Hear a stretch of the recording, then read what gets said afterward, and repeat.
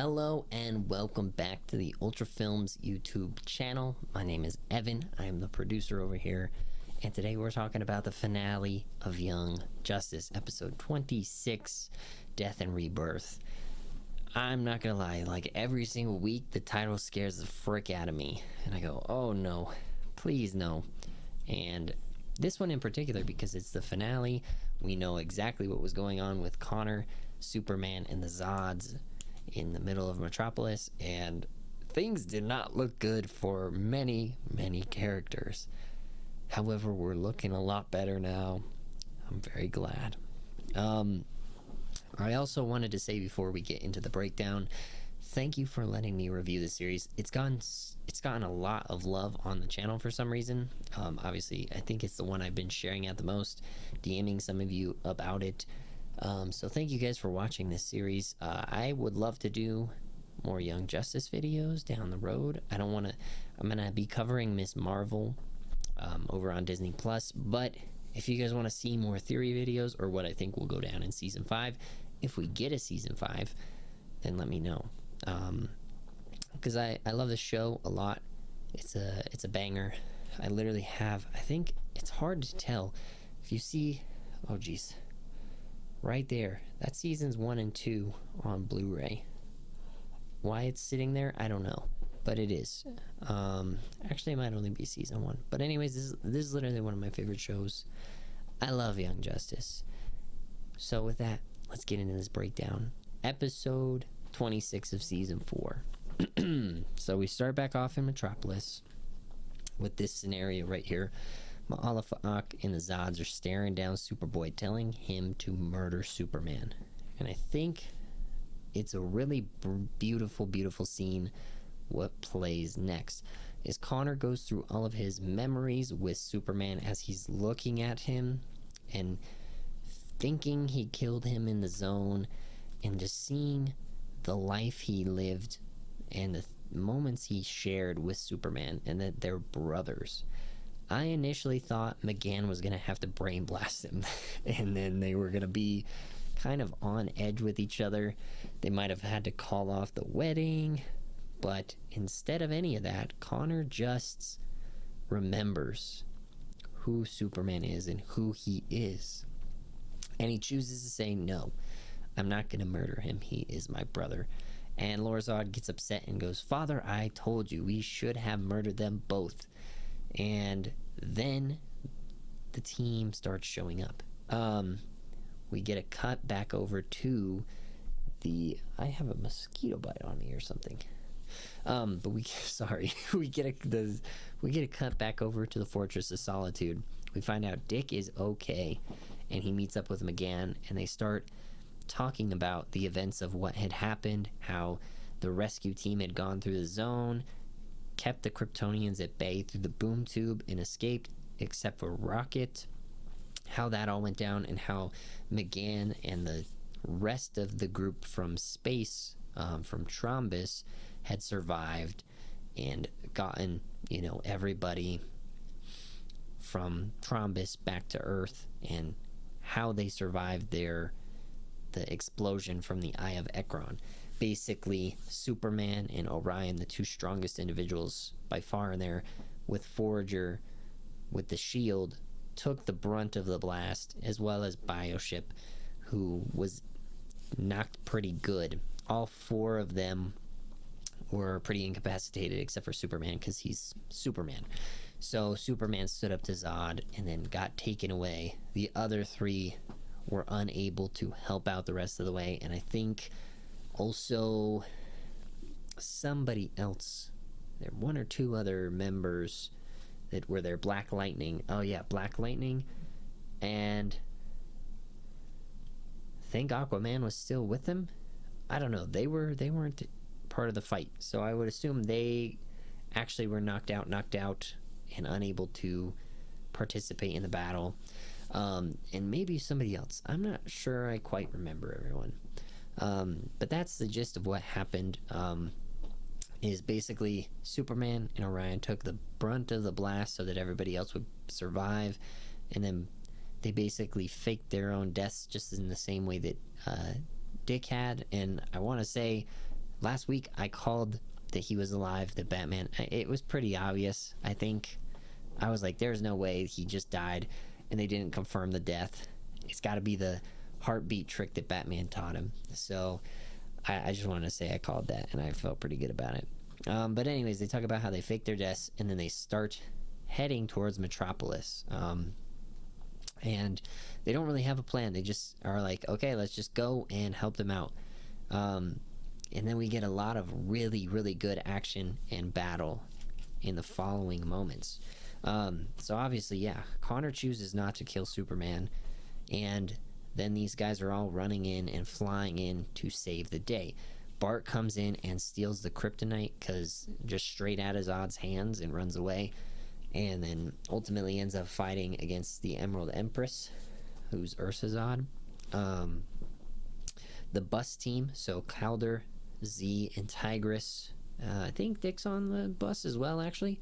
They all come in, and the bus hits Lor-Zod. Lor-Zod's like starting to shoot laser eye blasts at Kid Flash, and then gets trucked, just full on hit by a bus, literally run over by a bus mid-air by that team. And then they all end up, dispersing and getting out.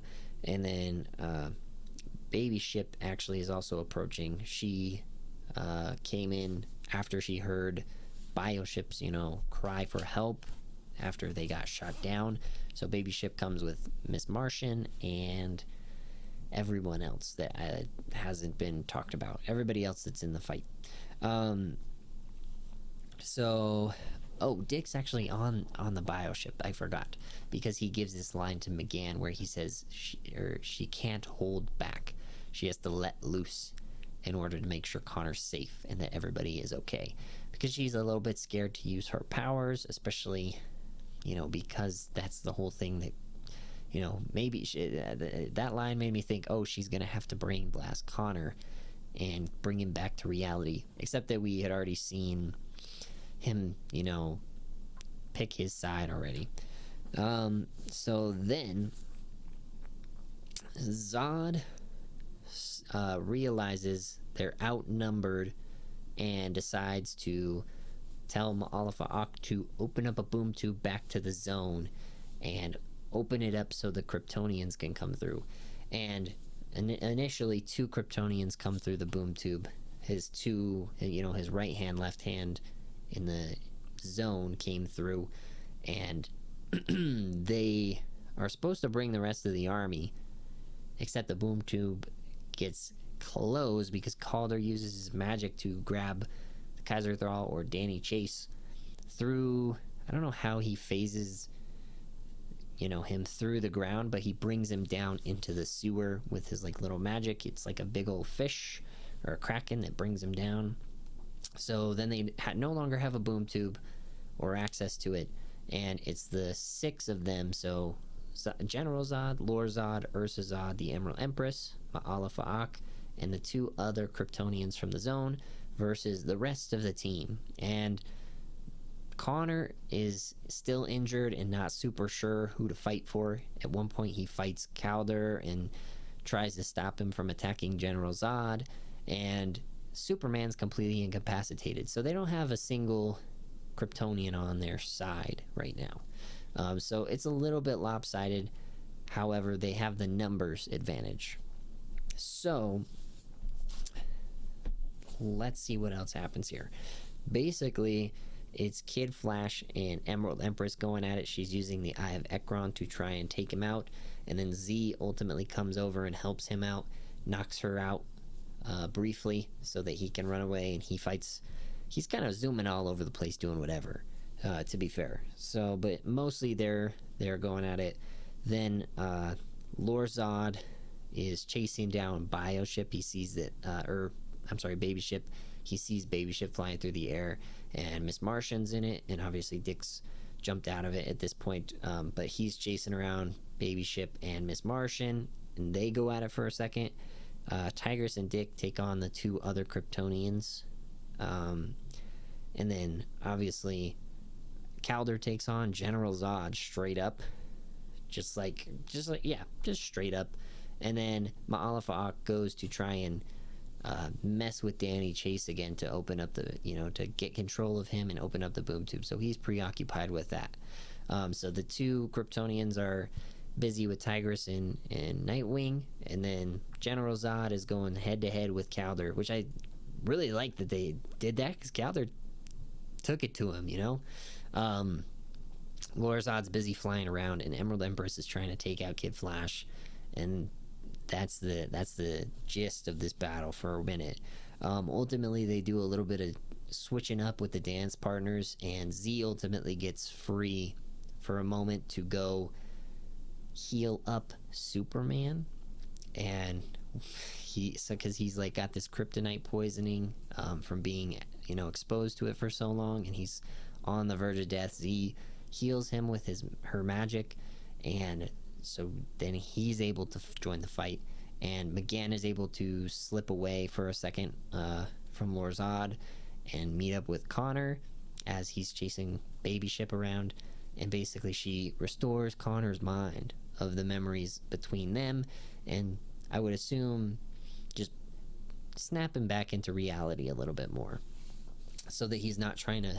It wasn't like Connor was trying to hurt Calder, but he definitely wasn't. He was like trying to keep Zod safe. So it was almost Calder versus two Kryptonians, and I was like, dang, okay, he's holding his own. But ultimately, the two of them end up waking, being able to fight again. They're in good condition, and Connor and Clark just go at General Zod and Lor-Zod. So you get Superman versus Zod, and you get Lor-Zod versus Connor, and I love that they did that. I was waiting. I just knew it was gonna happen, sort of. Like, I just was like, they're all right there. So then they go at it head to head, and Clark even realizes that, like, oh, they're not coordinated, because I mean they've barely spent any time together. And so then Connor, having his memories back and kind of remembering stuff with his brother, he goes, let's do the combo, and Clark throws him at Lor-Zod, and he like punches him and then kicks off of him and hits Zod in the face and hits him into the ground, and then basically does like the kneel maneuver where they like, you get pushed over somebody's back when they're kneeling on the ground, and Superman punches Zod into a boom tube that's been created, because Miss Martian's playing like the healer, sort of. So is Z a little bit, but Miss Martian goes and heals Connor's mind, and then she goes and fixes Danny Chase, and is like, hey, you want to kick his butt? And kicks Ma'alfa-Ak out of there. Danny opens a boom tube as he's kicking Ma'alfa-Ak out of his mind, and Ma'alfa-Ak falls through into the Phantom Zone, and McGann gives him a little like, I can't believe you've done this. You wish you're glad Connor was dead, and just kind of disowns him as a brother. So he gets thrown into the zone, and then they open up a boom tube up top, right underneath, on the ground, right above them, and Superman punches Zod over the back of Connor. Or I don't even know if they did that. I think they did. I don't know why my mind's remembering it that way. But basically, Superman punches Zod, and he falls back into the zone. And so then you have literally the Emerald Empress, Lor-Zod, and then maybe they did that maneuver with Dick and Tigress where they tripped him up. Maybe that's why I'm thinking it. But they punched the two cronies back into the zone as well. And then Emerald Empress and Lor-Zod are the only ones left at the end of this battle. And the Eye of Ekron basically grabs Ursa Zod and teleports them out of there and flies them up out into space so that they can escape and not get, taken captive or put back into the zone. And then Lor-Zod has really no escape. He doesn't want to be in the zone and knows there's no way out if he does. So he runs and he steals a time sphere that was Rocket randomly shows back up in the middle of this fight. I think I predicted this last week as well, and I was like, I think Metron's probably watching over this situation. He knows how dire it would be if General Zod got into the wrong hands, and I really, really hope that he's watching over this situation to mitigate the damage. And he he pulled Rocket out of the boom tube, he pulled Rocket out of the boom tube basically as it was collapsing, and then was like, hey, here's she didn't actually know how she got out. She just put a bubble around her, and she's like, I guess I just happened to get out of there. He pulled her out and was like, here's this time sphere if you want to get to your friends. And she teleports into this time right at the end of the battle, and the time sphere is just sitting there. Lorzod hops into it, just knowing, oh, I don't have any other way to get out of here, and it's preset. Takes him back to the moment that Connor originally got teleported into the Phantom Zone at the end of season 3. I think that's when it was, right? Basically, when he was on Mars defusing the bomb, that's when he got teleported. However, as Lorzod gets there, he realizes, oh, I've been given this opportunity to finally kill him again. This is excellent. And the time sphere, he gets out of the time sphere, and it automatically closes on him. So he has no way to get out of here, and he starts freaking out. He goes, no, no, no, no. And then all of a sudden, the bomb goes off, and it's laced with kryptonite, because he laced it back in the day, way back when he originally was trying to kill Connor, and he ends up being the silhouette that's on the cavern wall. And so it's this big old time loop that he got stuck in unknowingly, and Metron created it. And he manipulated this entire situation. So it's great. He's never up to any good when he's around, but that twist I loved. Yeah. This episode was crazy. I loved it. This is a way longer review than I usually do, or way longer breakdown. I'm trying to savor it because I really love, like I said, I love this series. Our post-credit scene, I'm jumping far ahead. We win the battle. Everybody's gone. All the threat is gone. The Legion of Superheroes leaves. Brainiac 5 ends up showing up in a time sphere to take them back to their current time. They're having a wedding for McGann and Connor. They announce that Superboy isn't actually dead. He's alive. I don't know if they release the full details of that whole situation. I think that'd be a lot for people to comprehend, but he's alive, and they have a wedding. Everybody's there, basically. I'm pretty sure literally everybody's there. And then we get a happy ending for the end of the season, except the post-credit scene is actually Vandal Savage saying that he was working with Clarion, who had been, we saw the rescue team before they got the bus. They tried to get Clarion to teleport them, manipulate him into teleporting them into the zone to save Connor.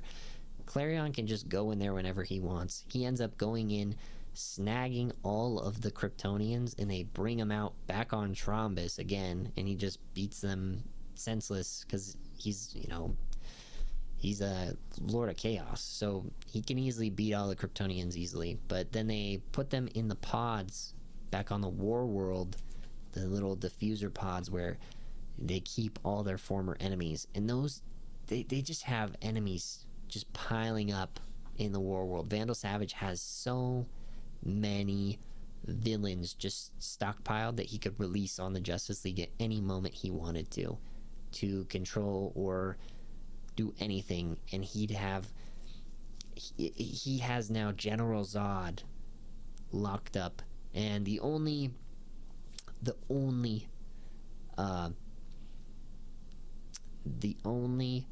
condition he had with Clarion and with Darkseid, because I guess they are actually really still working together. I didn't know for sure if they would be, but the one condition was that he had to give Ma'ala Fa'ak back to Darkseid, as well as there was some other individual that he had requested, but it's not stated. This is actually not the post-credit scene. This is like just before the last scene of the show, unless it's the mid-credits and then there is an actual post-credit. I don't remember for sure, But the actual post-credit scene reveals who that other Kryptonian is. So then you cut to Apocalypse, and Mary is there, who is not the sister of Shazam, but the foster sister of Shazam. So Mary's the, I forget what they actually call her. She's like the one that's dressed all in all white. We've seen her back when they were deciding who would be able to wear the Helmet of Fate, and they were doing the whole arc with the other Lord of Chaos and all that. So she is actually embracing her dark side and literally going to work for Darkseid, as well as the other Kryptonian that they whipped out of the Phantom Zone, Kara Zor-El. And so Darkseid is now in, it's weird to say possession, but he now commands Kara and Mary, two individuals that could really go toe-to-toe with Supes and Connor. So that's another issue. On top of the fact that General Zod is just chilling underneath Vandal Savage's command at any point. So crazy stuff. Crazy finale. I loved it a ton.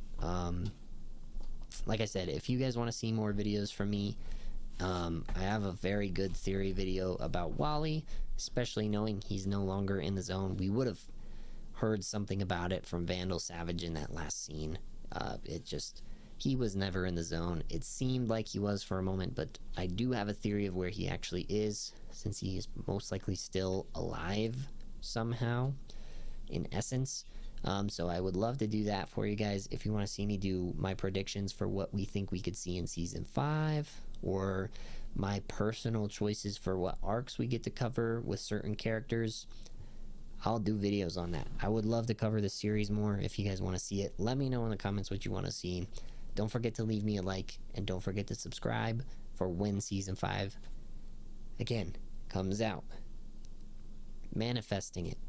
Anyways, that's all I have to say today. Thank you guys for watching, and I'll see you hopefully in a Season 5, but in any other videos that you want to see on the channel, I'll be there. Until then, peace.